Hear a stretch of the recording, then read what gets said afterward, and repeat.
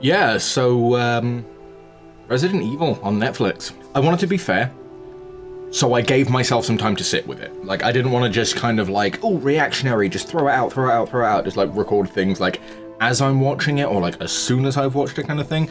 I wanted to just kind of soak it in, think about it, see what stuck with me after a couple of days, just contextualize your thoughts.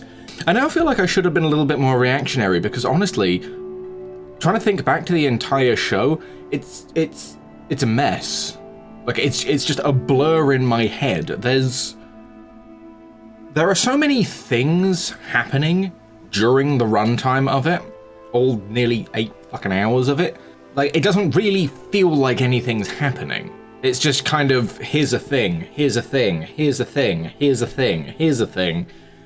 And then they just kind of awkwardly try and tie it all together and you just end up with this mess that is a horrible TV adaptation of a game that's already had quite a few horrible adaptations. So I'm not going to sit here and pretend that like I'm some kind of like Resident Evil scholar, like, oh yes, I've played all of the games and I know all of the storylines and everything about it and all the I don't know that much about the Resident Evil games. I've kind of played them in passing, like bits and pieces of them. But yeah, I do remember playing the games when they first came out with my mother, because she's the kind of person who introduces young children to zombie games. So yeah, I have fond memories of playing the Resident Evil games with my mother. Sat there, she's going through the things, we're talking about the puzzles and all the scary bits and like the really tense things. So there are some really fond memories there. I don't have like an encyclopedic knowledge on the subject that is Resident Evil. I do, however, know when I don't like a TV show. So yeah, I hadn't heard much about this going in. I think I'd remembered seeing like a picture of the cast and I didn't really think anything of it at the time. And then it just kind of appeared and then like everyone was talking about it. Yeah, that was a thing. I remember that being mentioned at one point. I'll give it a watch. Can't be that bad, can it? Okay, so I'm just going to come straight to the forefront and get to the whole like representation argument and the diversity stuff. It's incredibly fucking obvious what they were doing with that. Like, it's incredibly fucking obvious that they were pushing the archetypal strong female character. They've race-swapped characters. There are a very small amount of white people in this show. And honestly, that is the least of this show's problem. Like, that does not even appear in my top 10 of issues I had with this show. Like, it just wasn't that important. Like, I really don't care about it. Of everything that was horribly wrong with the show, that was fairly fucking low on my list of things to complain about, if I'm being completely honest. The first problem is the characters. I'm sat there by like episode 3 and I'm just wondering which one of these people is meant to be the likable one. None of the characters come across as particularly likable. The closest you get is Albert Wesker. But if you know anything about the Resident Evil games, you know the name Albert Wesker, so you know something dodgy's going on. Like, I think they tried to kind of push it as just like, oh yeah, Jade's a super likable character because, you know, she's got this little girl. And then that was it. They just kind of stopped thinking of things that would make her likable. Like, there's nothing likable about her. She is awful to everyone in both the young scenes and the adult scenes. She's just kind of a dick. I can't think of any other way of describing it. She's just an asshole. Like, chaos just follows this character, and she makes stupid decisions, and she's doing horrible things. And I'm sorry, in this show, she dies like 5 times before the second episode. I don't care what anyone says. This woman should be dead. No one survives a 40 to 50 foot drop off of a platform onto a van into a field of zombies and then just survives. You don't walk that shit off. You don't walk off internal bleeding. It's just... I think one of the big problems with it is it couldn't decide what zombie franchise it actually wanted to be. You had references from like I Am Legend, like Day of the Dead. You had some Last of Us vibes in there somewhat. There was World War Z as well. There was a lot of World War Z reference in there. You could feel all these different references, and the only one that I wasn't getting was Resident Evil. That is the only zombie franchise this didn't feel like, in my opinion.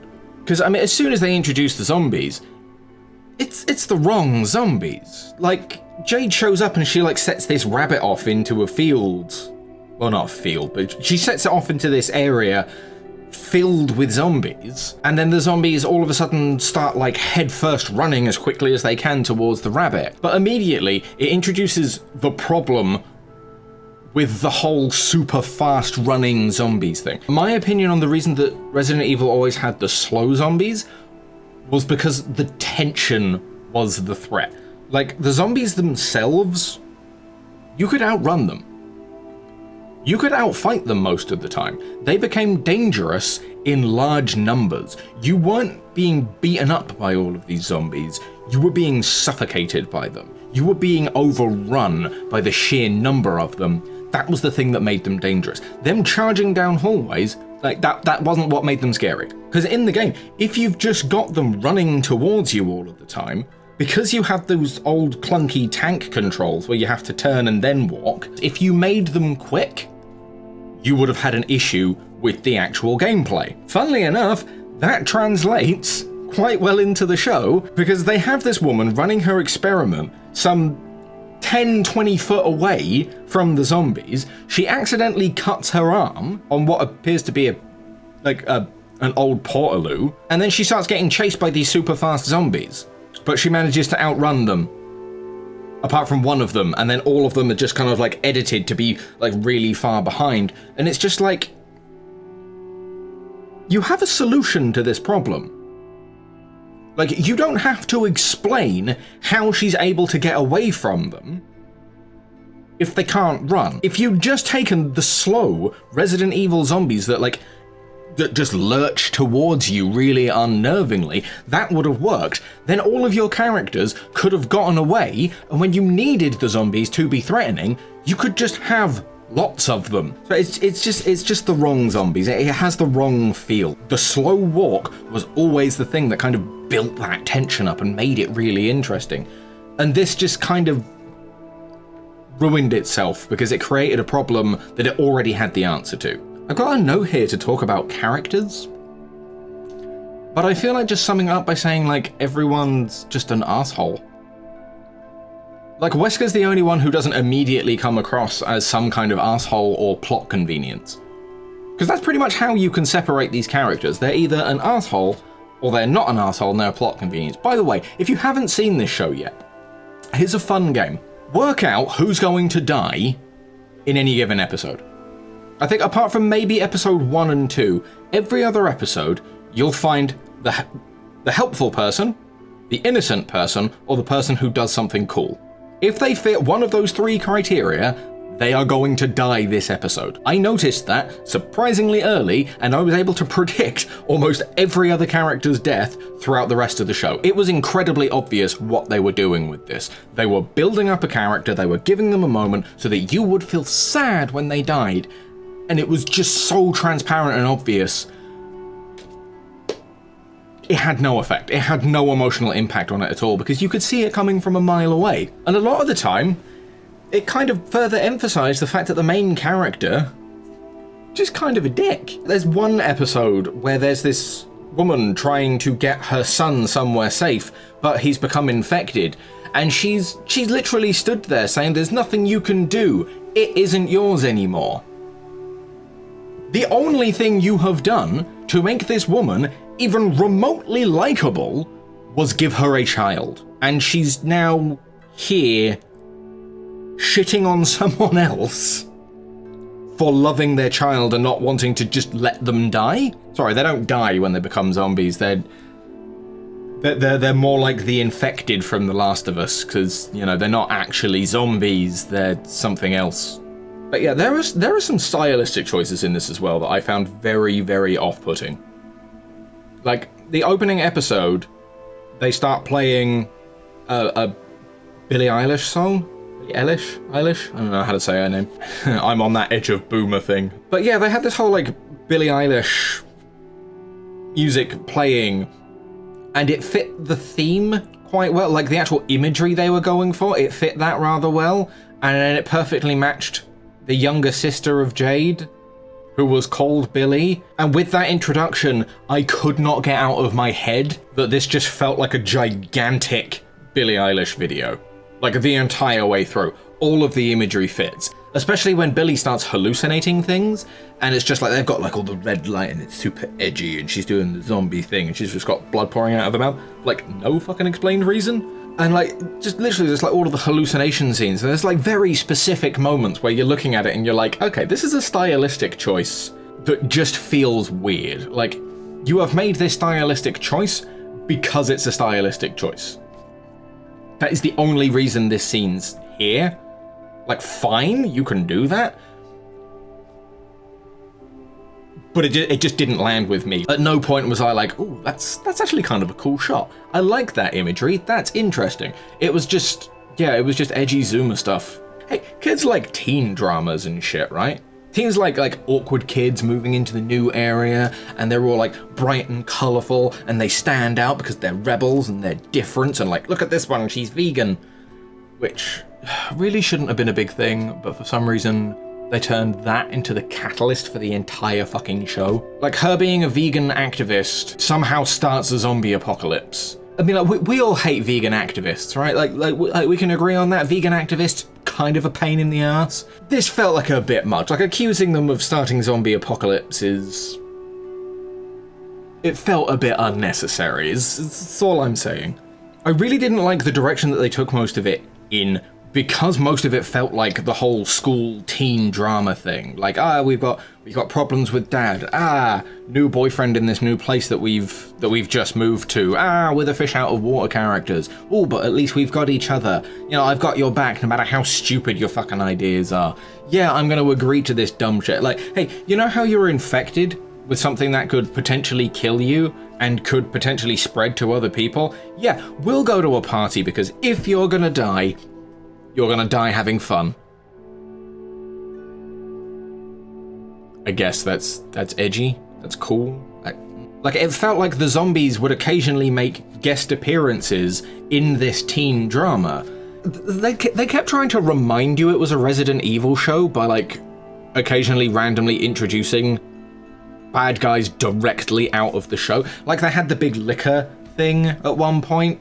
They had the chainsaw guy with the bag over his head, who just appears in order to say, hey, look at me, I'm a cameo, and then they never actually explain why he's there. They never explain why the liquor was there. Like, they don't explain why these things appear. They're just, hey, remember Resident Evil?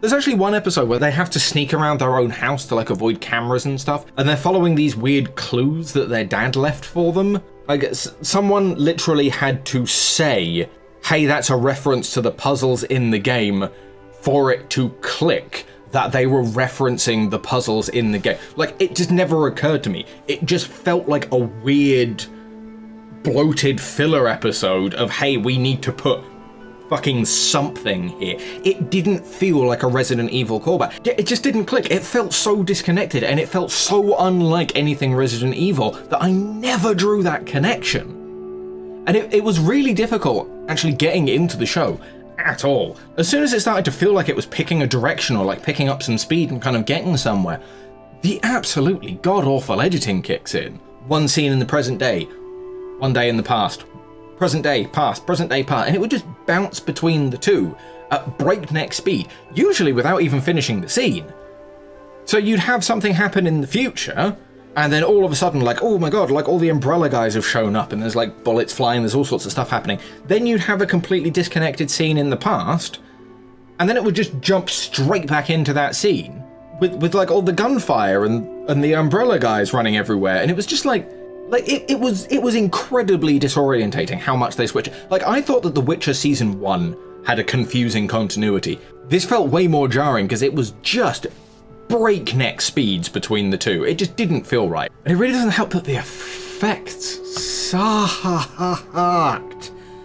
Like, occasionally there'd be, like, a little effect here or there that I was just like, okay, that doesn't look awful. It doesn't look terrible. There was something about that helicopter. That just looked like an asset straight out of the first game. You could have told me that the way they did those scenes with the helicopters and the drones and stuff were that they literally just had someone holding a picture of a helicopter on a stick and they just moved it past the camera. I would have believed you. The Umbrella guys as well, like, what happened there? Did you run out of budget when it came to giving these guys armor? Because that looked fucking atrocious. It's like, I've dabbled with making foam armor in the past. That's a foam helmet right there. This helmet is made of foam. That looks better than what they managed in the Resident Evil show. It was just these horrible, huge, great, clunky pieces of foam on their arms and stuff. And it was so generic. And they tried really hard to make it look cool. There's like later on, I suppose you could call it like the big end clash with the zombies, where it's just like the guy sees like all these zombies coming towards him and he's just like, oh, we've got contact, and then he puts this helmet on and then it makes the clicking noise like it's locked into something, but then you can just really clearly see his neck still. Like, he's put this helmet on and it's made a clicking noise as if it's attached to something, and it's just very clearly not attached to anything. It looks cheap and horrible and angular, and like, you know, cosplayers, they're a thing, right? Like, you have these people that are making incredibly professional looking props out of nothing.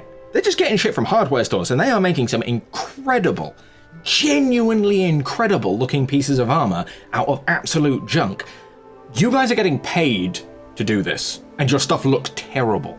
It is just horrible, horrible looking outfits. And I mean, speaking of horrible outfits, we have to give an honorable mention. Albert Wesker as Blade. That's going to be a meme for a while, I think. For the last 2 episodes, that's where it really started falling, but like rapidly deteriorating. Like, you could tell that they were just trying to just stick everything together to try and make it feel like we'd actually reached some kind of a conclusion.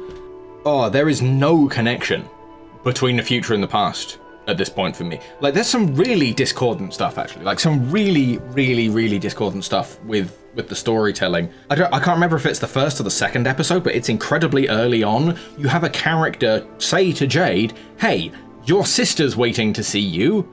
Okay, cool. So we now know that Jade's sister is alive and waiting for her. Okay, fair enough. Show rolls on a little bit. And then this same character has a conversation with Jade saying stuff about her sister, like her sister's like a real psycho case kind of thing. And then Jade's like, my sister died when I was 14. Okay, well, that's obviously not true, because this guy's telling you your sister is still alive. By the way, the subtitles told us she was still alive. Like, if you watch it with subtitles on, every time Billy speaks, there's little brackets in front of it, young Billy. So obviously she's going to show up later on. That's a meta thing. That's a meta thing. That's not on the show. That's on Netflix. But still, it's very obvious that this character is going to appear in her older form. She says this line about, it's like, oh, you know, she died when I was 14, trying to suggest to the audience, it's just like, oh yeah, she's not going to survive this zombie plague thing. And then the next episode, they reveal that, shock, the sister's still alive, you know, like they told us in the previous episode, and like right at the beginning of the show. Like right at the beginning of the show. They act all shocked. So Jade acts all shocked. And it's just kind of like, oh my god, I can't believe you're still alive. Then, Billy says to Jade, oh, last time I saw you, you were 18 and pregnant. So what was that line about her dying when she was 14? Were you trying to be metaphorical? Like, oh, well, my sister died when I was 14 because, you know, like, metaphorically, that's when. That's when I lost my sister. That's when you stopped being you. Which is it? Because you're trying to write this like we're meant to be surprised that a character's going to show up when you've already told us this character's going to show up. We knew that was going to happen. You told us it was going to happen. That's not a surprise. It's not a shock. You can't call that a twist. But from there, it just breakneck speed gets even weirder and weirder. There's like a giant crocodile thing that they're dragging along behind them because they have some weird magical electric brain control that Billy's really good at. So she's been manipulating the CEO of Umbrella this entire time, and that's a fucking jarring scene that If I told you what happened in the scene, if I just explained it to you, you wouldn't know what was happening in that scene. You would think I'm lying. Like, there are so many scenes that it's just... You wouldn't believe me if I explained it to you. You would only believe it. Like, if I were to tell you that in a Resident Evil show, there was a scene where lesbians were doing yoga and one of them had a goat on their back, would you believe me? I wouldn't fucking believe me. That's stupid. But yeah, there's just so many things I'm looking at and it's just dumb. And me and my partner watched this. She was just sat there shouting at the show like every 5 minutes. She's just like, wait, that doesn't make any sense. What about this? There are so many little things that add up to it just being dumb and pointless. It did not need to have 8 episodes being an hour long each.